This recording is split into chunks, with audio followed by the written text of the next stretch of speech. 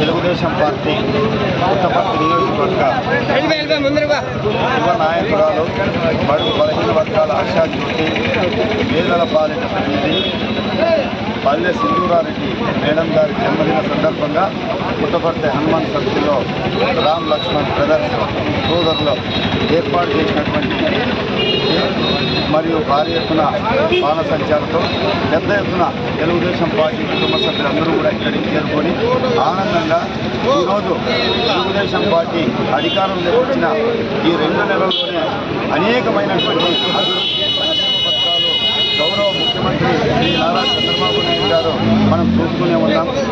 అంత వయసులో కూడా ఇప్పటికీ కూడా సొంతంగా పేదలు లబ్ధిదారులు ఎవరైతే ఉన్నారో వాళ్ళ ఇంటి దగ్గరికి ఇచ్చే కార్యక్రమంలో కూడా మనం చూసాం చంద్రబాబు నాయుడు గారిని.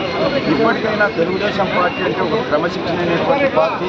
తెలుగుదేశంలో ఉన్నటువంటి పార్టీ నాయకులు కార్యకర్తలు అందరూ కూడా ఐకమత్యంతో రాబోయే రోజుల్లో ఇదే స్ఫూర్తితో ముందుకు పోయి 2024 కాదు 2029 ఎలక్షన్స్లో కూడా భారీ ఎత్తున చంద్రబాబు నాయుడు గారిని మనం ముఖ్యమంత్రి చేసుకోవాలా. ఎందుకంటే ఈరోజు 29 రాష్ట్రాల్లో మనం చూస్తే ఎక్కడికి పోయినప్పటికీ 4,000 రూపాయలు పింఛన్ ఇచ్చే కార్యక్రమం మన భారతదేశ చరిత్రలో ఎక్కడా జరగలేదు. అంటే తెలుగుదేశం పార్టీ అంటే పేదల కోసం పుట్టినటువంటి పార్టీ. ఆ రోజు కూడా స్వర్గీయ నందమూరి తారక రామారావు గారు పార్టీ పెట్టినప్పుడు పేదల కోసం కూడు గుడ్డ నీడ నినాదంతో పెట్టినటువంటి పార్టీ. ఇప్పటికి కూడా మేము ఇక్కడ ఉన్నటువంటి జనాలకైతేమి ఈ రాష్ట్రంలో ఉన్నటువంటి మిగతా పార్టీలో ఉన్న నాయకులందరికీ కూడా తెలియజేస్తున్నాం, అనవసరంగా తెలుగుదేశం పార్టీ మీద ఈ నెల ఇచ్చినారు రేపు నెల ఇస్తారు అనేకమైనటువంటి ఆరోపణలు పింఛన్ మీద కూడా జరుగుతున్నాయి.